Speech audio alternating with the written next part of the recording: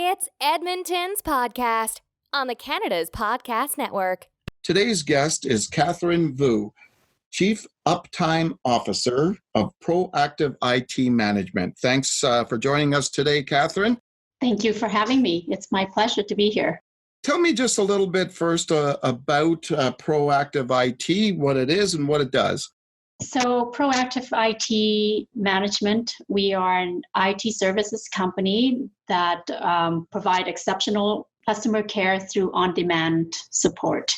So we help small to medium-sized business from 1 to 100 user of computers how to use their technology so that it's a tool to grow their business and be productive. And we literally earned our clients' trust 1 hour at a time. There's no contract if you don't want to. So it just call us when you need us, and we're there when you call. Tell me just how did you get involved with this and why?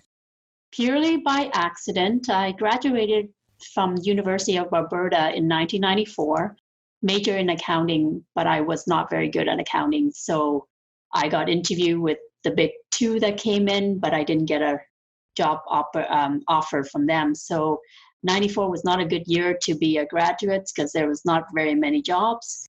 So I finally ended up doing marketing for an IT company owned by an accounting firm.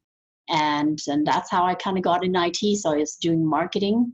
And I was in the office and watch all these consultants sitting there. And I'm thinking there must be a better way. And so I was there doing that for about 3 years, and then they hire a senior salesperson to join our company, and he kind of talked me into starting a company with him. So in 1997, we started out with Proactive Computer Solution and $1,000 in our credit card, and he taught me how to cold call, and that's how Proactive Computer started. And then in 2003, we went our separate ways.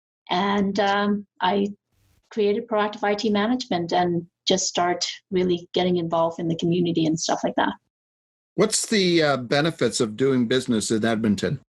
Well, I love Edmonton. I've been an Edmontonian since 1981 when I came to Canada. And you could call me an accidental entrepreneur, but since I've been doing this since 97, I can't imagine doing anything else.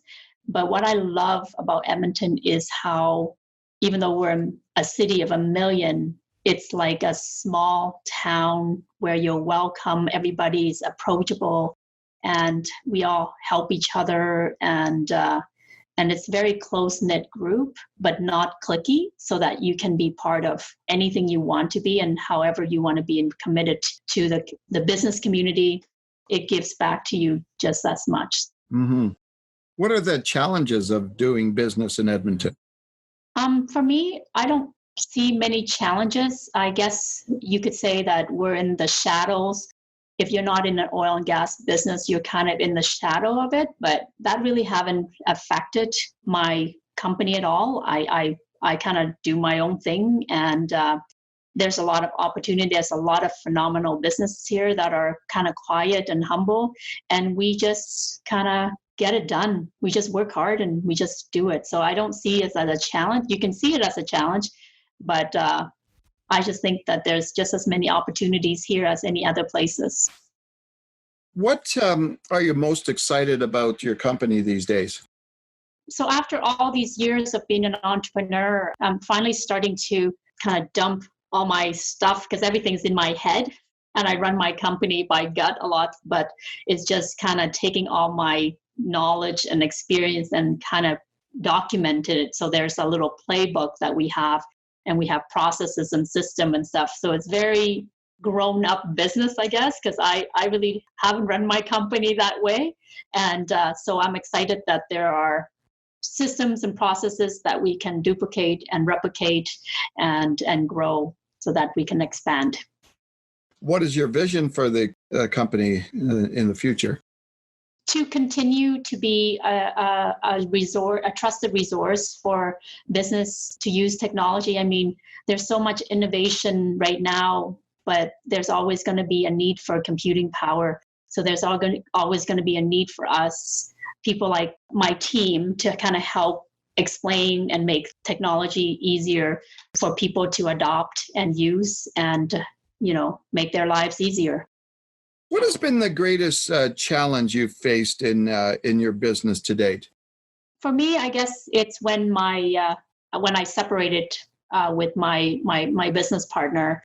We didn't have a unanimous shareholder agreement, so that was a lot of headaches and a lot of costs with legal fees and stuff like that. So it kind of made me shy to have a partner, but I overcame it and came out a lot stronger. So, what doesn't kill you make you stronger. Yeah, it's true. What over your lifetime as an entrepreneur, what has been the sort of the best piece of advice you've ever received about being an entrepreneur? In my early days, because I own an IT company, but I was computer illiterate when I started. So that was always a big kind of mental block for me, that I felt like because I didn't know IT that I couldn't really be really good at IT. So I have this inferiority complex when I compare myself with my male peers. And I remember talking to a woman, I can't even remember her name, but I have lots of conversation with people, and she says to me, you are a successful business and you need to stop comparing yourself and continue doing you. And that was very valuable advice, because if you compare, you're always going to take the joy out of what you currently have.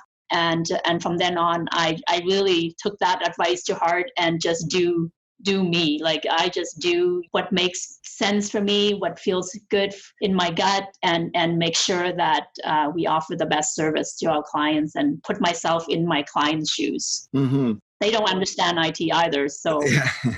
So as an entrepreneur, can be quite stressful for any entrepreneur. What kind of things do you do to kind of disconnect from work, places you go or things you do that kind of just to recharge? Well, I take regular vacations. I go on a lot of short and long vacations, and I love being fit and working out and going into a river valley. I love running in the morning by myself and just being out in nature. It really calms my mind, and to just focus on the beauty that's around me, and just it really relaxes me. And actually, I get just as much disconnect or recharge from being around happy people and having fun. So there's many things that I do that recharge and disconnect, and all of it just kind of give me energy to just continue doing and giving back and be part of the community and building Edmonton. If you weren't doing what you're doing now, any thoughts of what kind of a career or profession you'd be doing? I think I would still be in a business of some sort, since I think that's the best thing that fits best for me. It would be nice to be to lead travel tours and then just expose people to different culture and do different activities to get them out of their comfort zone. Because by nature, I'm very security conscious, and I like to be comfortable. I like to do the same thing over. And that's not very good as a business person. So I constantly have to push my boundary and my comfort zone. So I think that it would be really cool and neat to have a business that help people do that and have fun doing it while you explore different places around the world. Everybody in this day and age seems to have a quote unquote bucket list of something they'd have to do in their lifetime. Do you have something there that's on top of your list? Oh, I every day for me, there's stuff that I do that is a bucket list item. For me, I think it's just traveling to more places and cycle and hike and just explore. So I think the Maldives is on my bucket list. Turkey, for me, it's a lot of travel, because I find that when I travel, I get to experience stuff that I normally wouldn't in Edmonton. But every day is a bucket list. Like 2 weeks ago, I did a race car driving, and I really don't like speed that much, but I did it. Why did you do it? because my girlfriends were doing it, and they're like, Catherine, but you like to try a new thing, and I'm like, oh yeah, I guess that's you're right. So I did it, and I was not driving very fast, but I got the experience what it's like to be a race car driver for 10 laps. What book are you currently reading, by the way? I'm reading right now Daring to Lead with Brene Brown and Rachel Hollis, Girl, Wash Your Face. Those are the two books that I have reading, but I do more podcasts than I do reading. Mm-hmm. I'm constantly on the go, and sitting down and sitting still is a challenge.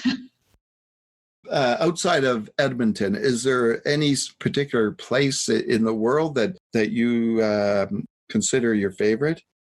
I've been lucky to travel many places, but my go-to is the mountains. Like, we are 4 hours away from magnificent mountains and nature and lakes, and I think that it's kind of underappreciated and taken for granted because we're so close to it. But when I go there, I always meet people from different countries. Like last time we were there from Ireland and Japan and stuff like that. And I take every opportunity to go to the mountain. I mean, I don't ski, but I do love to hike and just walk the mountain and just being in that environment. So I guess that would be my favorite place. But I love Vietnam. We just got back in March from a cycling tour there, and I haven't been back since 2008. And it was just an unbelievable experience. The people were so humble and friendly, and yeah, it was just amazing. Interesting. We're kind of creatures of habit as human beings. I'm just wondering if you have a daily routine that you follow like every single day. So I used to be a night owl, but the last couple years I've turned into a morning person, and I love watching the sunrise and do my reflection and gratitude. And then I do a workout, and then I listen to some podcasts, and I just kind of putter from anywhere from 5:30 to 8 o'clock. I just putter and just kind of just be grateful for the day, and just, the opportunity to get up and do it all over again. So that's been my routine. And I must say, I really love it because the weather is really beautiful in the morning. Yeah. It thunder shower and really bad in the afternoon, but the morning is always really beautiful. So I really love just getting my workout in, and then I don't have to worry about it. And I create a lot of energy for the day. I'm going to ask you a kind of a different question here. Now, you mentioned the mountains and what you like, but picture this instead. Like, we're going to drop you off at a small, beautiful tropical island in the middle of the ocean. The island's only going to have one phone booth, and there's going to be no technology there whatsoever, no internet. We're going to drop you off. We're going to give you a chance to spend time there, but at any time you can make a phone call and we'll come pick you up. So a couple of things. How long do you think it would take you before you make that phone call? And what do you think you'd do while you were there? No, so do I get to bring a camera? Is that technology or? Sure, that's technology, yeah. but technology, then so I you can can't bring have a it. camera because I love taking pictures. Uh-huh. So I guess if you asked me this a few years ago, I would say I probably last a day, because I'm not very good of just being by myself doing nothing. Like I feel like I need to do something, but I've really grown to enjoy spending time with myself only and not just other people, because I do love to be around other people. And so I think I could probably last a week and just explore the island, hiking and being in nature and an island, as long as there's no huge bugs. I don't really like bugs very much. Nice. So if there's no bugs and there's some good accommodation, because I don't know if I like roughing it that much, but I can handle it. And I probably could last a week now, and really enjoy that time of solitude and being in nature, which feeds my soul. So I'm pretty sure I could handle it now. Okay, then. Is there anything you'd like to add, Catherine, before you leave us today? Well, thank you for this opportunity to talk with you.